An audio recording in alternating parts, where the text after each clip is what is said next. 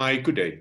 I'm Coach Anton from Coach Anton P2I Limited. Obviously, today we're just doing a quick presentation on sports mental coaching, doing an overview of many of the different topics we're going to cover in more detail in some of the videos that are to follow in the next few weeks.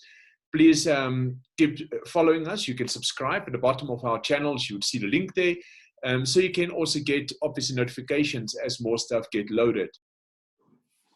If we go look a little bit deeper into what is this and how is this used in professional sports, and even if you are interested in this actually being used for you, if you're not yet a professional, this can still benefit you. If you're not even in sports, this can also still benefit you. And this is some of the great things that many people don't even realize.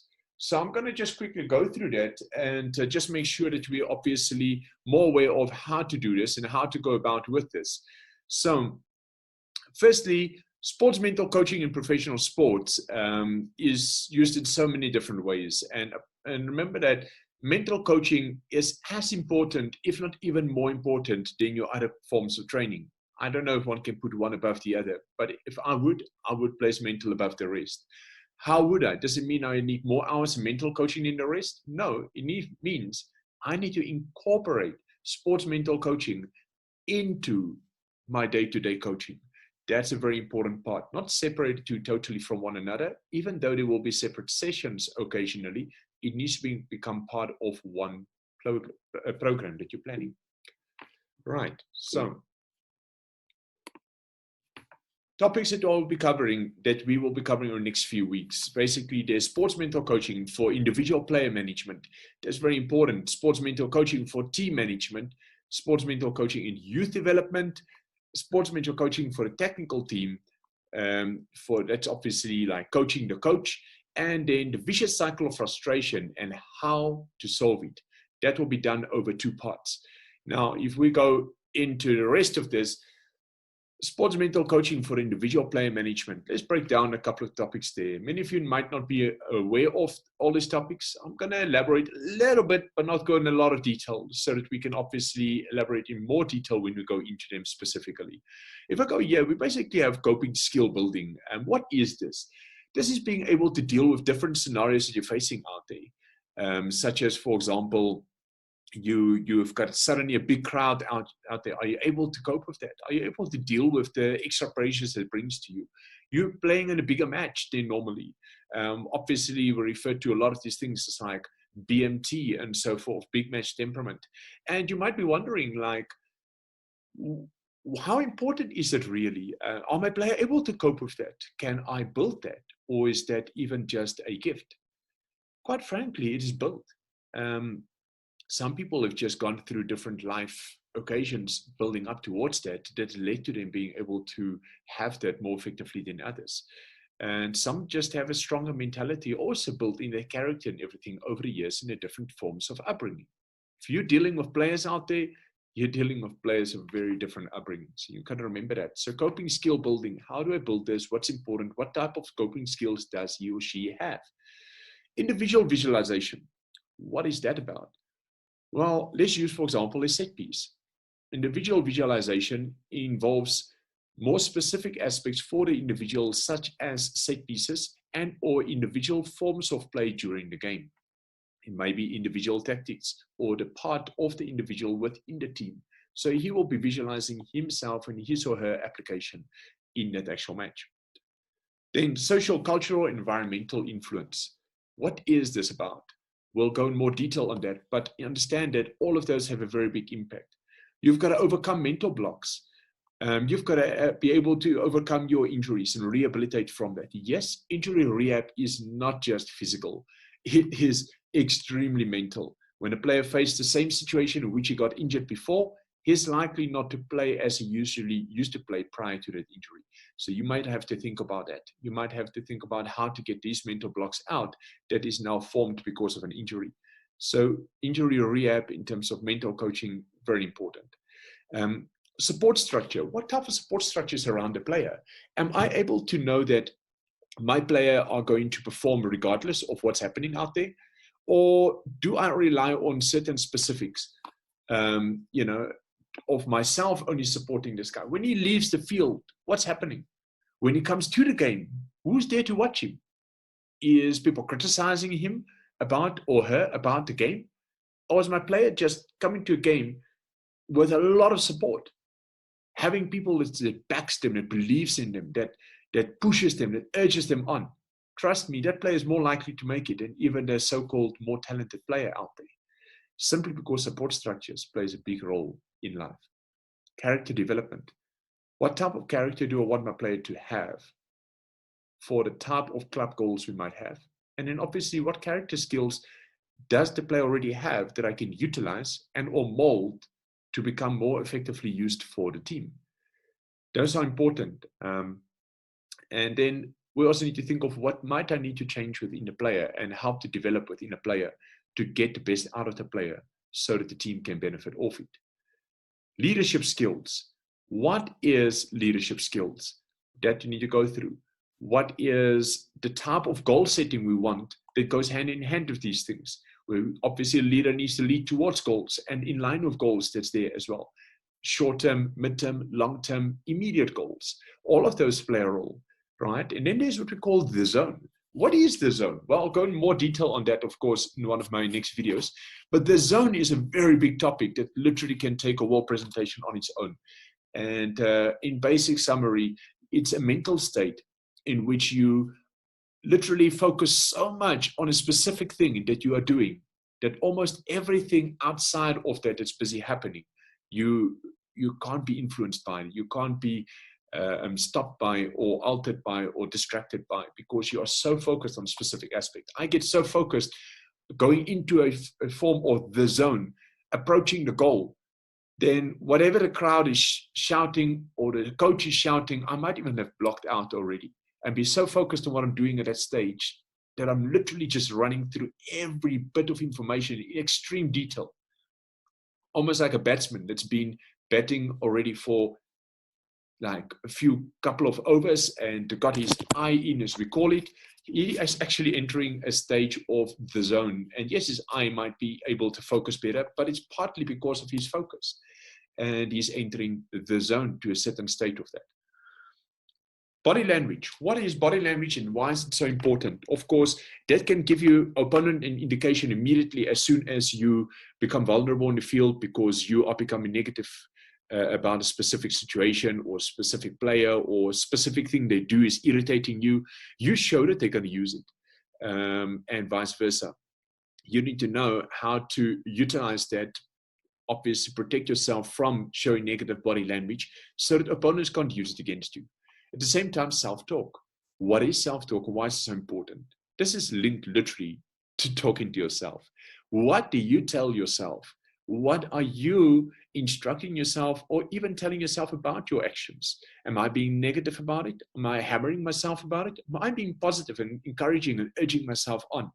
At the same time, there's also more detail to this that we will go into, such as using keywords, where I might have a specific word or phrase that means a much bigger meaning attached to that I will utilize in my training to get, for example, my concentration or focus back into the game when it might be drifting off.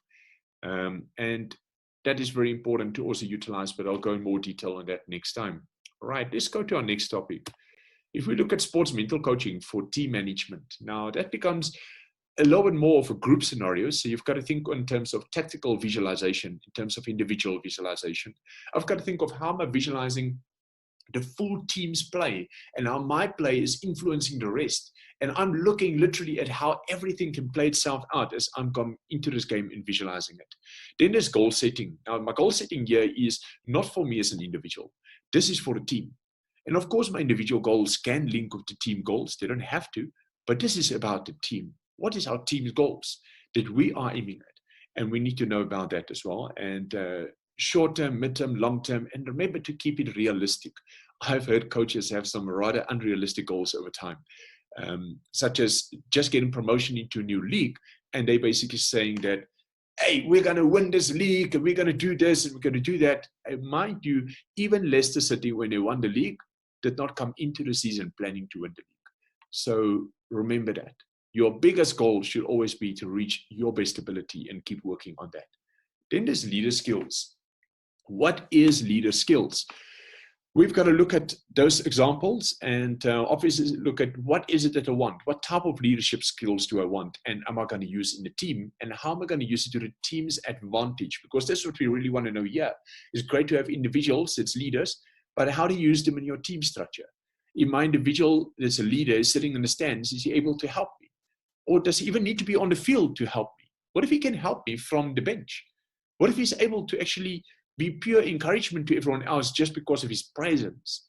If he's got that type of presence, that's quite hectic. But there's a lot of players who's got that, and you want to use that. You want to really benefit off that as a team. Sometimes I as a coach, would keep someone on the bench because he has a big influence on the rest of the team. But in that specific match, is actually not part of my tactical play out there. So I don't have him in my plans to go into the field. He might go on there if really needed, but it's more there for his presence than anything else. Coping mechanisms. Why is that important? Again, as a team, are we trained to cope? Are we actually going to be breaking each other down at that stage? Are we trained to assist each other to cope? What type of team dynamics do I have? I'm going to go more into that as well. So team spirit and team building, and then obviously motivation, uplifting, communication. And you need to think of what type of communication we're going to be using out there. Am I going to be motivating my players with what I'm saying? Remember and keep in mind, what might motivate someone in Europe might not motivate him in Africa. You might have to think of the cultural influences around when you are communicating as well. Be aware of those things because they play a role here. Your communication and how you do stuff and what you do plays a very big role. Understanding learning phases to avoid frustration and to assist others not to get frustrated. And then gameplay. What is about gameplay? Do I make sure that my gameplay is actually in line with my tactical plan from the beginning when I'm going to be playing out there? Am I making sure that I actually know what the plan is as each individual, and or still am able to think for myself as a player, but in line of what benefits the team? Right? I've got to think of that. And team cohesion, these things obviously link with each other. The team cohesion is beautiful when that is built. When your players literally know where the other player is going to be at what time of the game. When I saw him a few seconds ago, I received the ball, my back has turned to him since, and I don't even need to turn to be almost certain of where he has moved.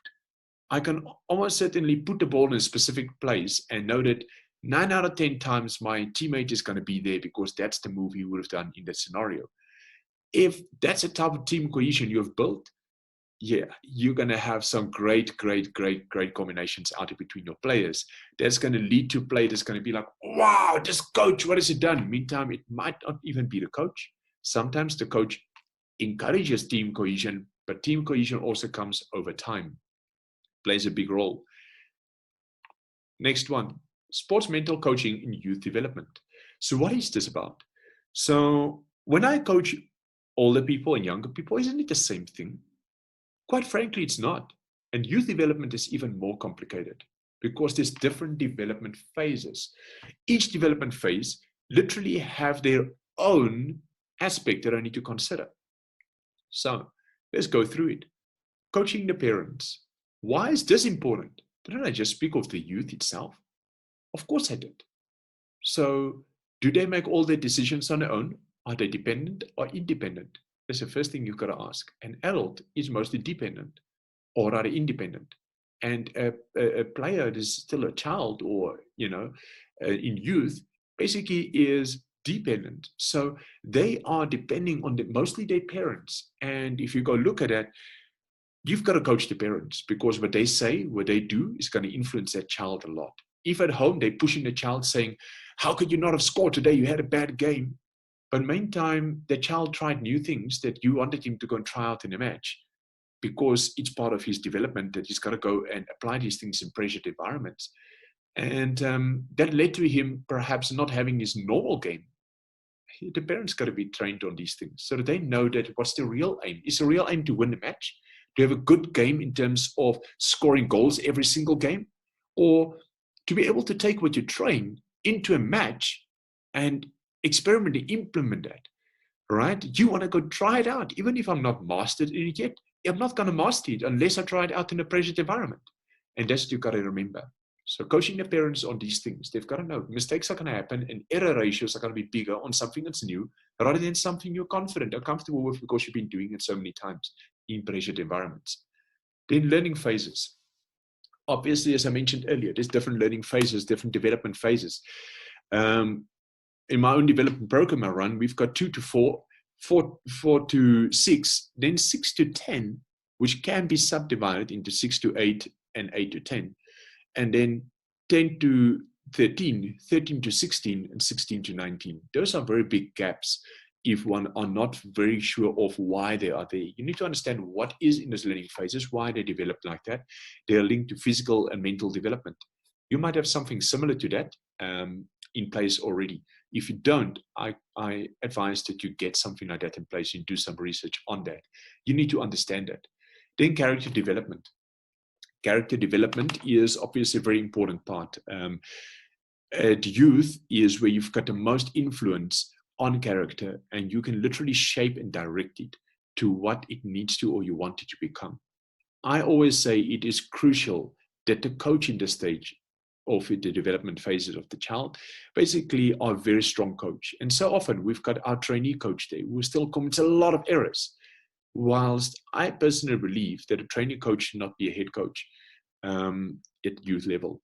Youth level should be there for your top coaches to actually get there. It is difficult because our payment structures are inside out and your top coaches want top money. I understand that, but we also need to think in terms of development. What is the possibility of making this possible? There is some programs that I compliment out there who has got these type of structures in place. And well done to those. Ajax is one of them, and we'll always compliment them across the world. They are the number one in development for many years already. And as I'm speaking, I believe they still are number one. And obviously, many of you might have, other clubs that you might be thinking of, such as Barcelona, which has got a great structure as well. And maybe even in your own local environment. In South Africa, I could be thinking of a few, not too many, that is great in this aspect as well, because most of them don't even have structures below 13, which is really scary. I mean, I love Kaizer Chiefs, but they don't have that, all right? They're a good club, they've achieved a lot, but they don't have anything below 13. So a club like that, if they're not going to have it, at least need to link with another development program and basically get that in place. Then you're basically looking at character development. What is it that you want? Sportsmanship, part hand in hand with that. You need to look at sportsmanship and feel like, what is sportsmanship about? What is it that I want during sportsmanship that the player needs to know at that phase that he's going to understand? Because he might not understand everything yet. But a simple thing of a child at preschool level, understanding I don't slap my friend playing with me because he takes the ball I'm playing with. Remember, they don't want to share the ball at that stage. Right, so that's a typical thing that's going to happen. And it starts with small things like that, that builds up towards the phase of where later on a player even starts learning, I do not play with the intent to injure my opponent. I respect him, even though I'm intending to beat him in the game itself. Right, so that's what you got to understand. I'm intending to win this match. I'm always playing to win the match. I could be 5-0 down. I will still play to win the match. It's also a sign of respect to the opponent. If you keep playing to win the match, you keep giving your best, you keep giving him a challenge that he needs. And at the same time, you never know. You never know what the game could present. They might just commit an error somewhere along the line if you keep pressurizing and not giving up. And the game could turn around. Even if it means a 5-0 becomes a 5-3, it's a massive turnaround. And the goal difference at the end of the season, that's going to play a big role. Sportsmanship play a role in that, and your top sports people out there are crucial in the game in that scenario. Sportsmanship obviously is linked to fair play as well. The ball is out, it's over the line. Ref calls it. Am I going to be shouting, no, ref, it wasn't over the line? Maybe an inch of it wasn't. Quite frankly, can the ref see that from a couple of meters away? No, he can't. So I've got to understand as well that there's a human factor involved. And if the ball is likely to be over, I might even have missed it because I'm in action thinking of so many things around me. So let's just be fair on those scenarios as well. But as a typical scenario, complaining of the ref is not necessarily a sign of good sportsmanship, depending on the situation. Right, basic visualization. What is that? And I need to understand that. Why do I need basic? Why not detail? Quite frankly, Many people are not yet able to visualize the detail because they don't have the detail. What if I don't know all the detail of a technique having to be applied? How am I going to visualize that? Basic visualization is being able to understand that I'm going to imagine myself kicking this into the goal and I'm going to kick it. Can I visualize every specific action of it? I can't if I don't know it. But what I can do is I can visualize, understand the concept of visualization and visualize that I'm actually kicking it towards this goal and it's going to go in. And I've had 9-year-old players visualizing free kicks brilliantly, applying it, and it's lovely to see. Many people say can't visualize at that age. I disagree. These kids are dreaming, and they're probably dreaming and visualizing in day-to-day time out there, what we call fantasizing, more than probably any adult out there can do on a day-to-day basis. We almost have to train ourselves as adults to do it again because we stopped fantasizing. The realities of life, as we may call them, has made us hardened towards that. So we need to teach ourselves more than the youngster. Youngsters get taught on this quite easily. Tactical understanding, individual, group, and team is important to understand. What's the difference? You want the player to understand, as an individual, what's my role? As a group, meaning only defense maybe, or only midfield, or defense and midfield, or midfield and attack. What is my role in those groups? And as a team, what is my role? What is the tactical plan? How are we going to apply it? And if the opposition come with different tactics, how are we going to play against that? That's obviously a bit more advanced. You might not give the detail. But now let's look at a 6-year-old that's starting to play in a match. Is the coach going to have a tactical game plan? Of course, he should. Is he going to tell the game plan to the whole team? No, the 6-year-old is no way able to comprehend that. So what do you need to do? Break it down to literally each individual. What do I want from every individual out there? Every player in your position, what do I expect of you? In your position, what do I expect of you? And if you do that, you'll find your team is actually able to apply a tactical game plan. And yet you broke it down to the individual phase because they're not yet at an advanced stage where they understand the group and the team aspects of it. They'll learn that as time goes on. And surely some of them start getting that, but they don't fully have it yet. So you've got to understand it as a coach as well and consider that, linked obviously with development phases mentioned earlier.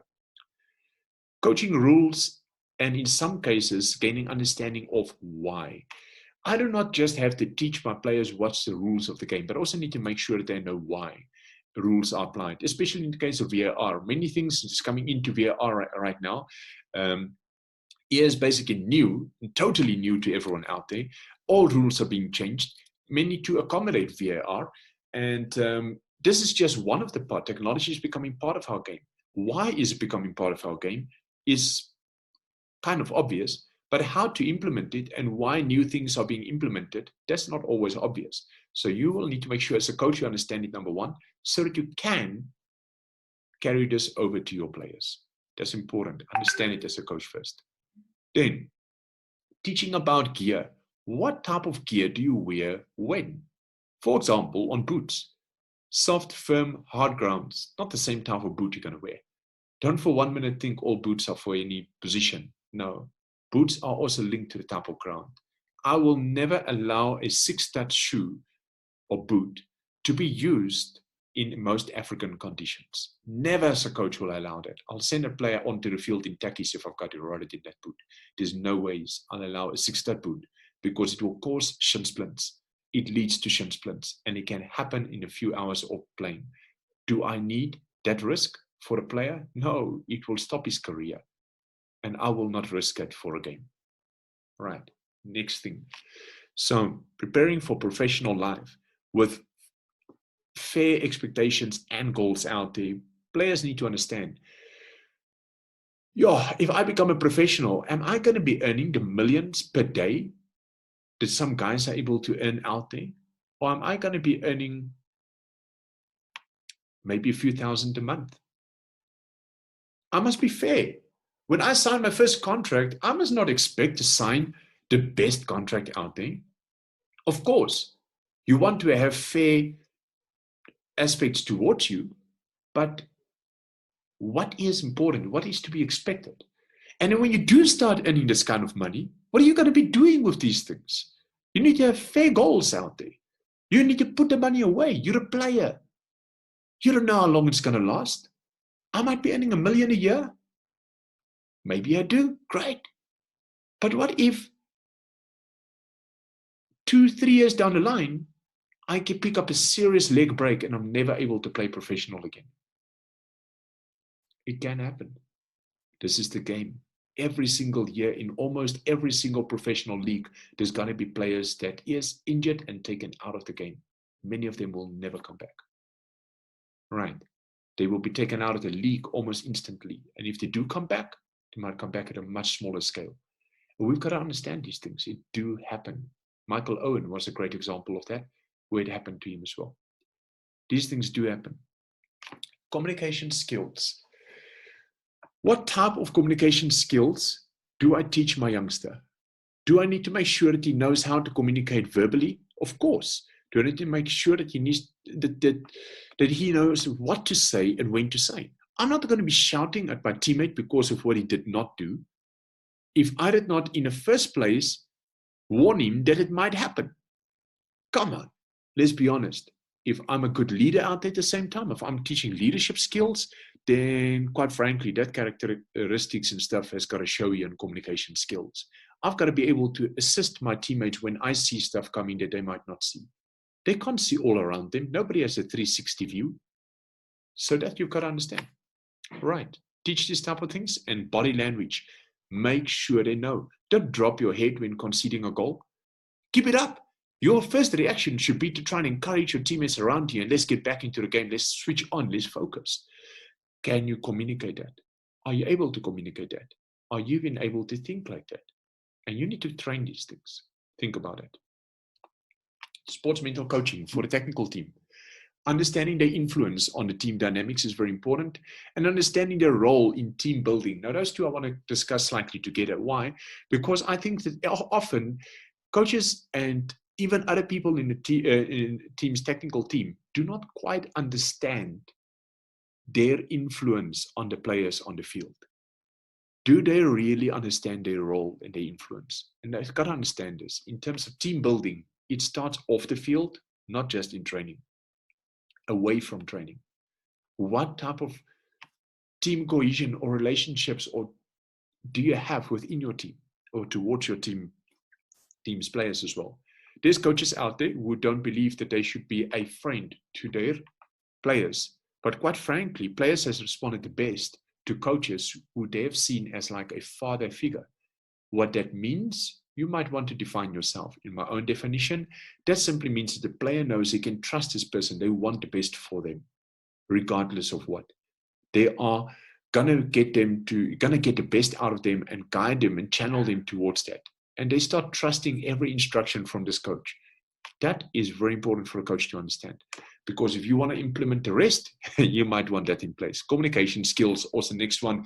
All right, so again, for the coach and technical team, please note, you cannot be shouting and swearing at a player that's just committed an error and expect him to perform better. 90% of players out there will not respond better. And in some certain places, 100% of them, I'm even prepared to say. You come to South Africa and you speak to people, say you're a white coach and you have black players on the field. There is a certain thing that will still be there because of history. We've got to understand that. These things are mental blocks, and you will be triggering stuff you don't want to trigger on the field. If you shout or swear at a player, and you are literally of the opposite race and of the previous oppressing race in that case scenario. So please, please, please, please, please be aware of such things. Make sure you know the scenario that you are coaching in, right? And you train yourself on what you need to know about that as well, so that you can do this. Sometimes it's also just cultural differences. I use a typical example. Western cultures, someone speak to you, you better look them in the eye, all right? But you better check them. You've got to see, make eye contact. That's respect. But trust me, you might not be aware of this, but in most African cultures, looking down and not making eye contact is respect. So what are you training and using and or being aware of? Am I going to be shouting at my player because he's not looking at me? I've heard this. I've heard coaches say, look at me when I talk to you. Guys, be careful. Be careful. he might be showing respect to you when you are shouting that at him. And you will actually be giving a message through to him saying that, stop showing respect to me. Be careful of what you are subconsciously saying towards this player, and that he might even subconsciously be absorbing. Realistic goal setting. We've got to understand the next as well. Realistic goal setting are very important out there. So when I'm basically going to be planning and putting the goals together for a technical team, I'm obviously not planning for this season alone. I'm planning for 2, 3, 4, even 5 seasons ahead, in some cases even 10, depending on what's the club's ambitions and where you're intending to go. You really need to put realistic goals out there and spread them out realistically and revise them, because sometimes you've got to adjust them. Or up or down. It could be positive, it could be negative. It could be that we've achieved more than we intended to achieve by that time, or we thought we would. So we might have to become a little bit more ambitious in the future goals. Otherwise, they might not be motivating anymore. And at the same time, I might have achieved way less than I intended to achieve. Then I might have to adjust them again to become more realistic, linked to what we have achieved at that stage where we're at. Right, so goal setting is very important, and there's nothing wrong with adjusting goals, as long as you communicate it across the board to everybody else as well. Understanding when to use what type of psychological methods for an individual and team is also very important. I need to know when to tell my players to visualize tactical gameplay and when to visualize the set piece, or what's important to them at that specific time period. Then understanding the need for sports psychology rather than fearing the unknown is also crucial. And then obviously understanding team motivation and how to create it is critical. Now I just want to elaborate a little bit on the sports psychology aspect and not fearing that. As a technical team, I have seen coaches who don't come from learning about sports science out there as their core education, but maybe just having gone through coaching courses itself where they're basically touching sports science and most of the cases rather vaguely, not going into depth, right? So they might be fearing an actual sports scientist working with them. In the same way, when it comes to a sports psychologist, might be fearing that because they're fearing this guy knows stuff I don't know. Never think that that's a bad thing. That's a good thing.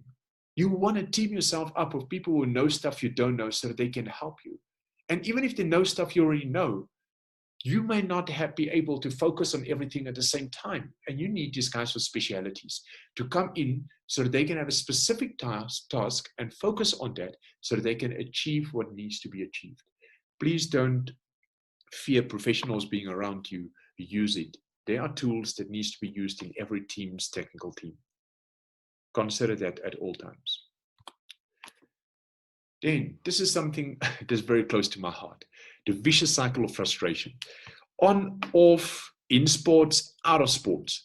This is critical to understand. I'm going to obviously put it through in a sports context, but note that this can even be implemented in a working scenario and environment out there for people in a normal company. So let's go through this. What is this all about?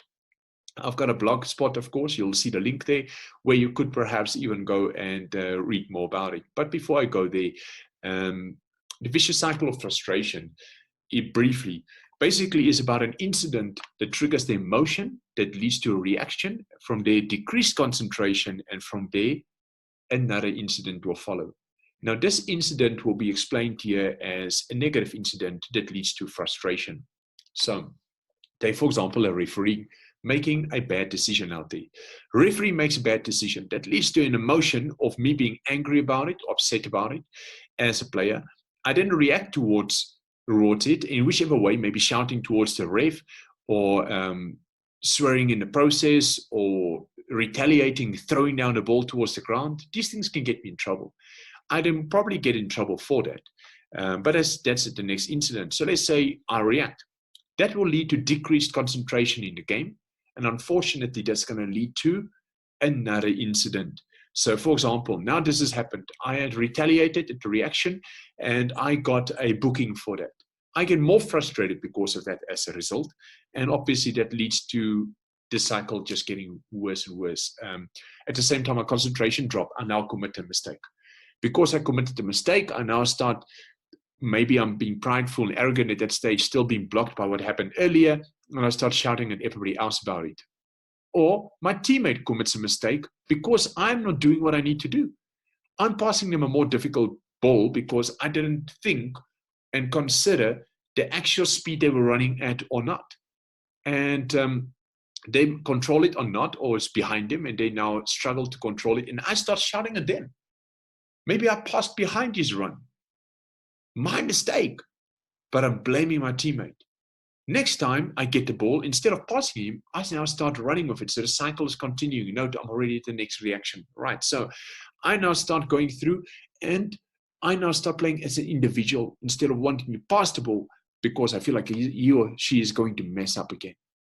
And then what's going to happen? All right. I'm going to get more frustrated because obviously we're sitting at a phase there where if I start doing everything as an individual in any team sport, the opponent gets the advantage. Tactically, this is going to work against us most of the time. And I've got to understand that. So now when this happens, what does this do to me? Am I going to get my concentration ever back into the game? Quite frankly, no. It just decreases every time. And the more irrational you start thinking, the less you'll be able to concentrate. Remember that. And the more you start getting worked up, upset, or angry during your gameplay, the more you're not going to be able to think rational and or concentrate. You got to think of these things, and those will lead to bad decisions and a lot of errors and a higher error ratio. You'll hear me speak more about error ratio in future again. How do I prevent this, you may ask? This, of course, I said, is another part on its own as well. But in brief, you basically need to think of changing the way the player thinks, because it's all in the frame of mind that he might be in, his opinions he might have about people, situations, scenarios, perceptions out there, and obviously mental strength. I might have a perception that the ref is trying to cheat when a ref is simply having an error ratio that worked against me in the scenario. So my perception might need to change. And I might need to think of what can I do to make sure the ref has less errors, all right? Unless I am intentionally doing that because I want the ref to commit more errors, hoping that he takes himself out of the game. But is that going to benefit you? No, you've got to think about it. Sometimes it might, but you don't want to do it. Let's not go into that detail. There's a topic for another day. For now, I want us to focus on the perceptions of the player that might cause frustrations, and you want to change that so that it doesn't cause frustrations. His mental strength, like how resilient am I towards these things? Am I able to just brush things off and play on and focus on my game? Or am I going to be influenced by a lot of things very easily? Those things are again related to coping skills and so forth mentioned earlier in the presentation. I need to think of these things, and you need to know about it as a coach. You need to know each and individual player, in fact, so that you can help guide them when you see this might kick in, to snap them out of it before it kicks in, right? Or before the cycle continues, right, and get worse and take them out of the game. You need to be aware of it. I've seen coaches that says, I don't understand what's wrong with this player today. He was just not in the game. But me, watching the game on TV, could see what was wrong. I knew because I understand this cycle. I knew what a player was triggered by initially. I could see it. And from there, I saw him taking him or herself out of the game. You've got to think about this. So try to understand the cycle and really gain in-depth knowledge about this, because even as a coach, this cycle could work on you and you can actually be taken out of the game. Please keep this in mind. You want to be able to make clear decisions out there on your substitutions and everything. And for that, you really need to make sure that you don't get angered and stuff in the game that starts making you not think rational anymore. You need to be in control of those emotions. So let's go through it on another presentation in the future. For any of you who want to obviously get more of those, make sure that you subscribe to our channel and or stay in touch with us. Yes, this is obviously Coach Anton. Our channel's name Coach Anton, and I'm Anton Meerkotter, known as Coach Anton from Coach Anton P2 Limited. Thank you for your time and hope to be in touch with you. Please leave your comments. We will respond to them as fast as possible. I try to read every comment, even if I don't respond to every comment. Know that your comments are read. Thanks so much for your time.